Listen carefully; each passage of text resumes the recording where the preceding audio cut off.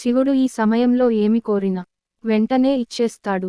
శివుడికి ఎలా పూజ చేయాలి, శివ పూజ చేసేటప్పుడు ఎలాంటి శివుడికి జాగ్రత్తలు తీసుకోవాలి, శివుడిని ఏ ఏ సమయంలో పూజించాలి, ఇంట్లో శివలింగాన్ని ఉంచి పూజించవచ్చా లేదా ఇంట్లో శివలింగాన్ని ఉంచి పూజించినప్పుడు తప్పనిసరిగా పాటించవలసిన నియమాలు అనే విషయాల గురించి ఈ వీడియోలో వివరంగా మనం తెలుసుకుందాం.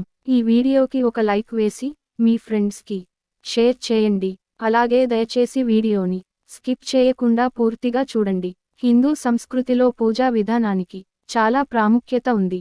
ప్రతిరోజు దేవాలయాలలో ఇంట్లో ఇష్ట దైవానికి పూజలు చేయటం వల్ల ఆ దేవుడి అనుగ్రహం లభించి కోరిన కోరికలు నెరవేరుతాయని భక్తుల విశ్వాసం. మన పురాణ గ్రంథాలు ప్రకారం సోమవారం శివుడికి ప్రత్యేకం. ప్రతి సోమవారం రోజున భక్తులు ఎంతో భక్తి శ్రద్ధలతో నియమనిష్టలతో శివుడిని పూజిస్తూ ఉంటారు. అడిగిన వరాలు ఇచ్చే శివుడిని బోళా శంకరుడు అని కూడా అంటారు. శివ అనే పదంలో సి అంటే శాశ్వత ఆనందం, మగవాళ్ల శక్తి అని, వా అంటే మహిళల శక్తి అని అర్థం. ఇక శివ అంటే మంగళం అని కూడా అర్థం వస్తుంది. శివుడు తన భక్తుల కోరికలను త్వరగా నెరవేరుస్తాడని, త్వరగా అనుగ్రహిస్తాడని ప్రతీతి. అయితే సోమవారం శివుడిని చాలా జాగ్రత్తగా పూజించాలి. శివుడిని ప్రతిరోజు ఈ 3 సమయాలలో పూజించి మీ మనసులోని కోరికను చెప్పుకున్నట్లయితే ఆ కోరికను క్షణాల్లో తీరుస్తాడని పురాణ గ్రంథాలు చెబుతున్నాయి. మన హిందూమతంలోని ప్రధాన దేవతలలో శివుడు ఒకరు. మనము శివుడిని భక్తి శ్రద్ధలతో పూజిస్తే శివుడి అనుగ్రహం మనపై ఎల్లప్పుడూ ఉంటుంది. శివుడిని లింగరూపంలో కొలవడం వల్ల ఆ వ్యక్తి తన జీవితంలో ఉన్నత స్థాయికి చేరుకుంటారని వేదాలు చెబుతున్నాయి. శివుడిని పూజించే ముందు తప్పనిసరిగా వినాయకుడిని మొదటగా పూజించాలి. శివుడి ఆజ్ఞ లేనిదే చీమైనా కుట్టదని అంటారు మన పెద్దలు. అయితే ఈ సృష్టిలో జరిగే మంచైనా చెడైనా శివుడి ఆజ్ఞతోనే జరుగుతుంది. 8 దిక్కులకు నవగ్రహాలకు అధిపతి అయిన శివుడి కరోనా ఉంటే ఎలాంటి గ్రహదోషాలైనా తొలగిపోతాయని పండితులు చెబుతున్నారు. పరమేశ్వరునికి సోమవారం అంటే చాలా ఇష్టం.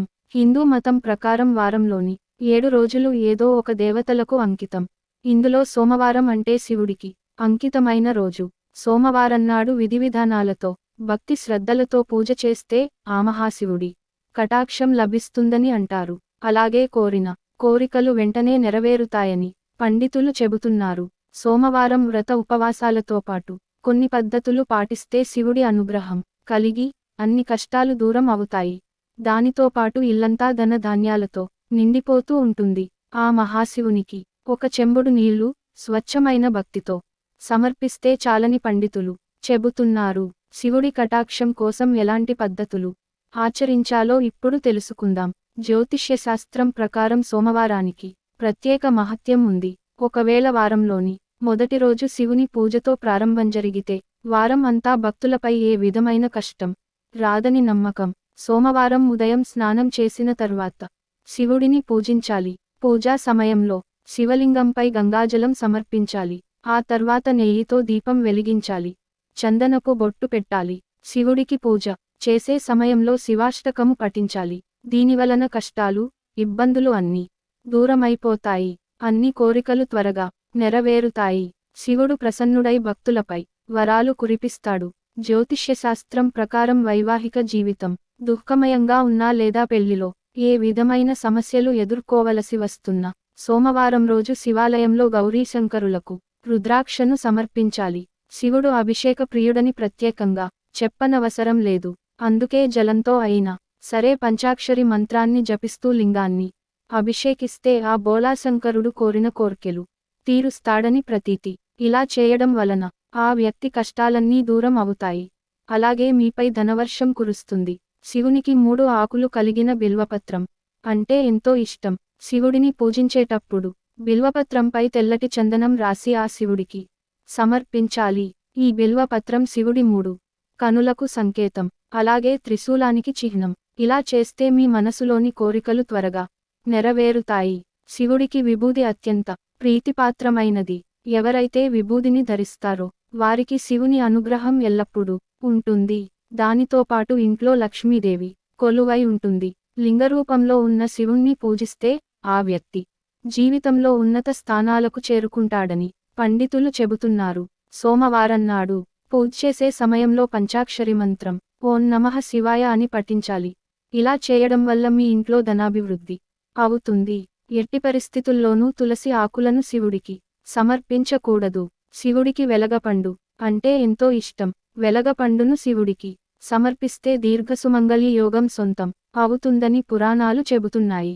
శివుడికి పూజ చేసే సమయంలో ఈ జాగ్రత్తలు తప్పనిసరిగా పాటించాలి. శివుడు అభిషేక ప్రియుడు. కేవలం చెంబుడు నీళ్లు పోసి భక్తితో పూజిస్తే శివుడు ప్రసన్నం చెంది మనకు ఉన్న సమస్యలను కష్టాలను తొలగిపోడుంది. అయితే శివుడి అనుగ్రహం ఎల్లప్పుడూ మనపై ఉండాలంటే ఈ 3 సమయాలలో శివయ్యని పూజించాలని పండితులు చెబుతున్నారు. అందులో మొదటిది సూర్యుడు ఉదయించేటప్పుడు శివుడికి అభిషేకం చేసి పూజలు చేస్తే శివుడు ఇట్టే ప్రసన్నుడు అయిపోతాడు. మీ మనసులోని కోరికలు త్వరగా నెరవేరుస్తాడు. ఒక రోజులో సూర్యుడు 3 దిశలుగా మారుతూ ఉంటాడు. 1 ఉదయం అంటే సూర్యోదయం, 2 మధ్యాహ్నం సరిగ్గా 12 గంటలకు, 3 సాయంత్రం అంటే సూర్యాస్తమయం. ఈ 3 సమయాలలో శివుడిని ఎవరు తలుచుకుంటారో శివుడికి ఎవరు నిష్ఠగా పూజలు చేస్తారో వారి కోరికలను శివుడు క్షణాలలో తీరుస్తాడని పండితులు చెబుతున్నారు. అంతేకాదు ఆర్థికంగా ఆరోగ్యపరంగా ఎటువంటి సమస్యలు మీ దరి చేరవు. సూర్యుడు దిశలు మార్చేటప్పుడు శివుడు కైలాసాన్ని విడిచి పార్వతితో కలిసి భూలోకంలో విహారం చేస్తాడని పురాణాలు చెబుతున్నాయి.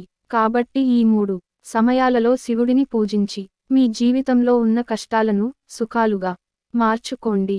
ఈ 3 సమయాలలో శివుణ్ణి తలుచుకున్న చాలు మీ మనసులోని కోరికలు క్షణాల్లో తీరిపోతాయని పండితులు చెబుతున్నారు.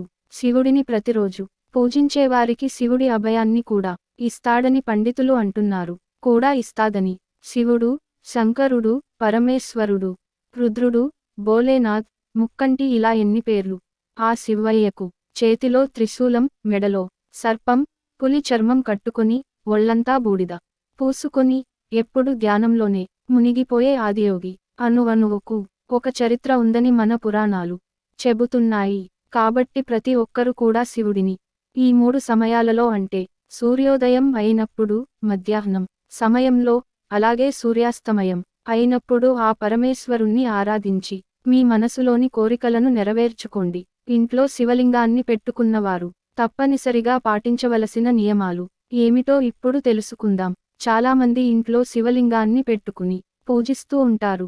అయితే ఇంట్లో శివ లింగాన్ని పెట్టుకోవాలా వద్దా అని చాలామంది సందేహిస్తుంటారు.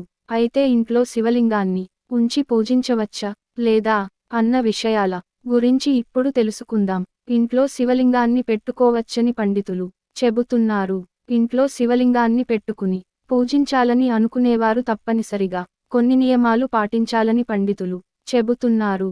అంగుష్టమాత్రం పరిమాణంలో ఉండే శివలింగాన్ని మాత్రమే ఇంట్లో పెట్టుకోవాలి.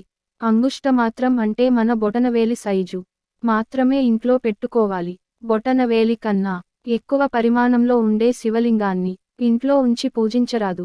అలాగే ఇంట్లో శివలింగాన్ని పూజించాలని అనుకునేవారు కూడా తప్పనిసరిగా కొన్ని నియమనిష్టలతో ప్రతిరోజు పూజలు చేయాల్సి ఉంటుంది.